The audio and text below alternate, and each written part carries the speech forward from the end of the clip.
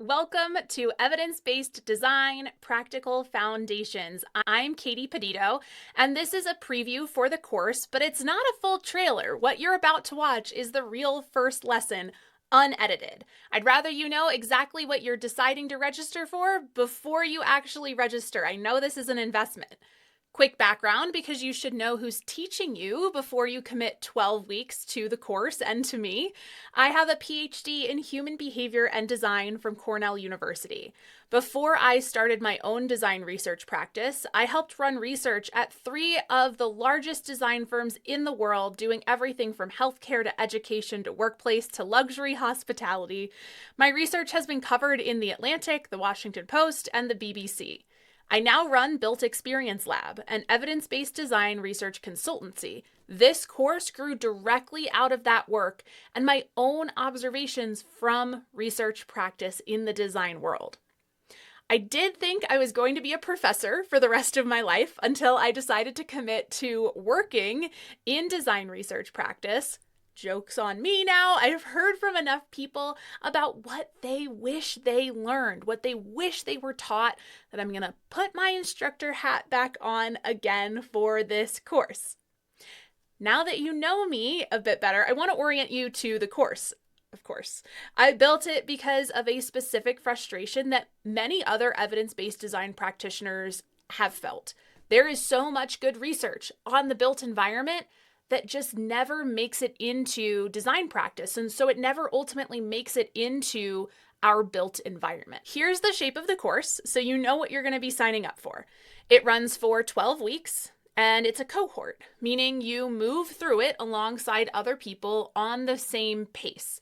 It's not a totally self-paced library that, if you're anything like me, maybe you open twice and you get really excited and then you forget about it.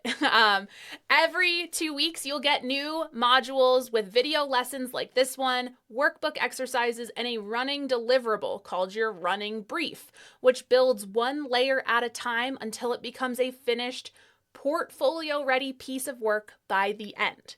You also get 2 rounds of direct feedback from me personally on your research file and on your final design brief. More about that later, but I do read every submission and respond to them myself. One note on that though, because I'd rather tell you now than have you assume otherwise, this course does not confer a credential. You don't get a certificate. What you will walk away with is a working piece of evidence-based design work that you can actually put into your portfolio. You can put it in front of a client. You can put it in front of your firm to demonstrate what you've learned. This is real-world work. This course also leans academic in some places. We talk theory, we talk methodology. We're going to go through some genuinely dense research. That is on purpose. The practical tools will come, I promise, but the theory is what makes them defensible instead of just sounding like researchy and plausible. But we've been on this slide for far too long. Rather than tell you more about the course, I'd rather just show you what follows is the actual first lesson, start to finish, exactly as it plays for an enrolled student. If this is how you like to learn, the rest of the course keeps this same shape and format and cadence for the next 12 weeks. So welcome to lesson 1.1. What is evidence-based design? This is a short lesson with a big job because everything else in this course rests on the definition that we build here. In the actual course, you'd have a workbook open right now. The next lesson in this preview is on that workbook. It has a guided notes page for this exact lesson. For this preview, just follow along, but you'll see soon enough why I have people writing while they watch instead of trying to remember everything afterwards. Here is the definition I want you to walk away with and reflect on throughout the next 12 weeks. Evidence-based design treats every design decision as a testable hypothesis.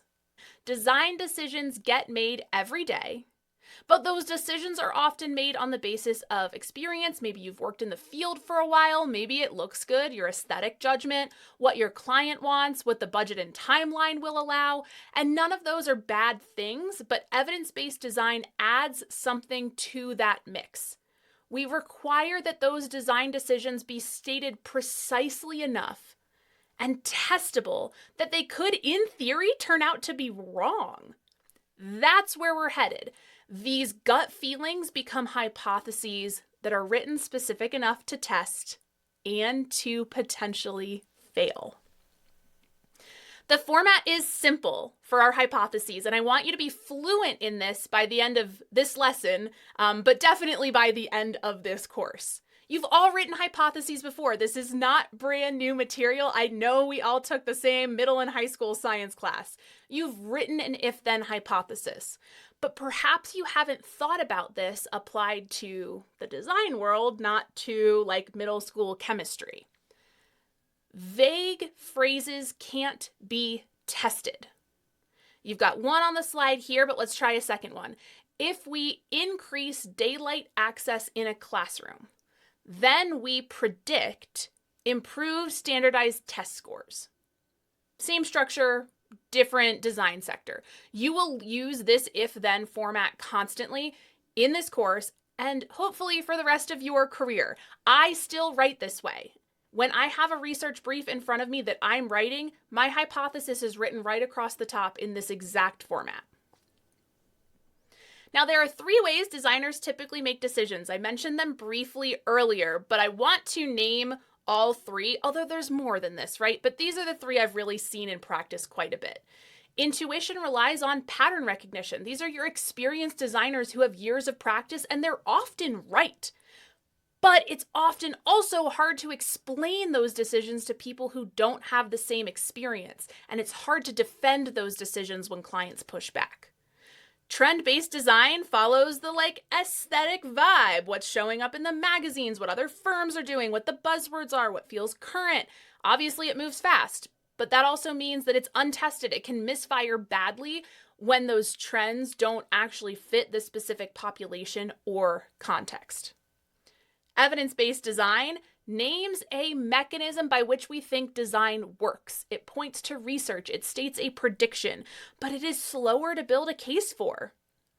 But in the end, it's worth it when you're in a room with a client who is trying to find reasons to take out some of your design decisions. Most good designers draw on all 3 of these. Not one of them is wrong. The course is going to sharpen the 3rd one specifically, obviously, because it's the one that design education is often missing.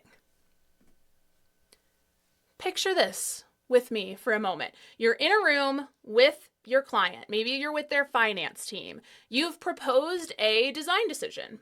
You suggest biophilic elements, natural elements in the waiting room. Acoustic treatment in an open office. It doesn't matter what the decision was, but someone across the table, someone whose job it is to protect the budget, asks you why they should invest in this expensive flooring or this expensive acoustic treatment. If your answer is, it just feels calming, then you've handed them an opportunity to cut that from the design and cut it from the budget.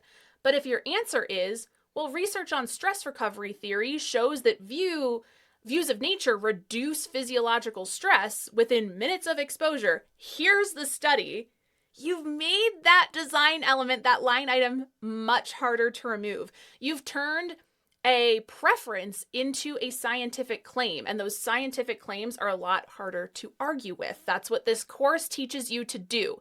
Hold your ground, backed by more than just your gut feeling and your instinct and your observational experience. Here's the problem that I've seen. This is the reason the course needs to exist at all. That research is not scarce. We have so many decades of peer-reviewed work in journals like Herd, in EDRA proceedings. We'll talk about those organizations in the next lesson. We've got dissertations, but no one outside of academia reads them. I have a dissertation behind me and I haven't looked through it. Walk through this mountain with me. Someone observes a finding, that finding gets published or presented, but it's usually behind a paywall. You have to pay for the article, or it's at an academic conference that doesn't have design practitioners attending. But maybe there's a designer that's interested and they find the article and they read it and they understand its limitations and they bring it to their studio. And then on the rarest occasions, a firm actually builds a systematic evidence-based design approach applying this kind of thinking across every single project. That is the dream. That's the top of the mountain, but every step on this mountain loses people, either because we can't access it, we don't have time, we don't have the education to review research, we prioritize time over rigor. So we're often not able to fully climb this mountain from the observation to a real design decision. This course is going to give you a way to climb this mountain, find the right studies quickly, evaluate them, translate them into criteria, and test your hypotheses. You are going to be prepared to climb this mountain and be a really valuable resource to your firm by the end of this. Quick map for the next 12 weeks so you can see what you're signing up for. Week 1 is what you're watching right now. There are a few more lessons after you register. We talk about EBD principles, more about that hypothesis framework, and the landmark study that still really riles up the whole field. Week 2 and 3 cover finding and reading research itself, the basics, literature search, primary methods, and we'll talk a little bit about post-occupancy evaluation. Weeks 3 through 5 move into sensory and physiological processes. What does your body do as a result of environmental stimulation? We talk light and vision, hearing and acoustics. Weeks 6 through 8 cover what your brain and your mind are doing. We'll talk major theories like biophilia, attention restoration theory, stress reduction theory, affordances, environmental press, prospect refuge.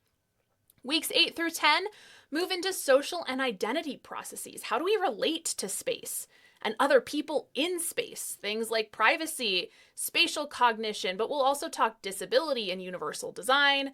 Weeks 10 through 12 bring it all into practice. We talk about how EBD applies to the design process, we talk business case, and we talk about how to communicate research to people who don't have a research background. By the end, you will have a finished piece of work. Not just a notebook, but a finished piece of work that you can show people, including 2 rounds of feedback directly from me to help get you there. So to show you, we're going to get real here. I want you to pause the video for a second and actually try this. You don't need the workbook in front of you if you don't have it yet. Think about a design decision either from like a studio project at school, an internship, a project on your desk at your firm right now. Think about a design hypothesis. If I select this finish, if I spec this particular piece, if I build this way, then what am I hoping is going to happen? What do I think is going to be happening? Be specific enough that this could actually fail. If you can't imagine what evidence would prove your hypothesis wrong, it is not specific enough yet. This is a genuine exercise from the course. This is not just like a preview version of it. If you found that harder than you expected, then that's exactly the gap that this course closes. And this is what your final project is building towards. 3 things to carry out of this lesson, whether or not you take the rest of the course. Evidence-based design treats every design decision as a testable hypothesis. That is our definition for the course. It's what separates this approach from intuition and experience and trends and buzzwords without like dismissing the value of those. The if-then framework gives you defensible, accountable design recommendations, the kind that survive those client meetings and value engineering because you have evidence to back them up. That evidence exists, but the research practice gap is real. Getting it into practice is where we fail. We're going to spend the next 12 weeks of this course climbing that mountain. So that is lesson 1.1. That is the whole thing exactly as it plays for an enrolled student. 11 more weeks to go with the same depth, kind of the same format, plus you get the workbook. You will work together on your running brief, that course-long project, with feedback from me on your exact work. If the way I just explained this has you super excited or you relate to being in that client meeting where you want to be able to back up your design decisions, I'd love to have you in it. Please let me know if you have any questions. See you in lesson 1.2.